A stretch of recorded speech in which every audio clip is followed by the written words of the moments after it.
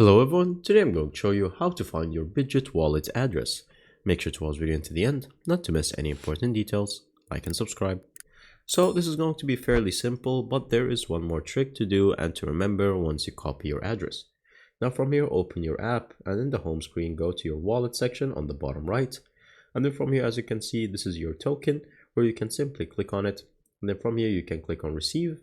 And then as you can see, now you can receive or your Solana to this wallet. But what if you wanted for another token, for example, Bitcoin?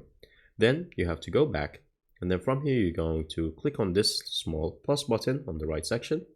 And then you're going to add whatever coin that you might want to be added to that. So from here, if I add this one,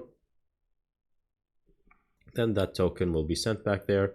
And now I have this token where I can simply click on it and then click on receive. And there you go. Now I can receive it. And that's pretty much it.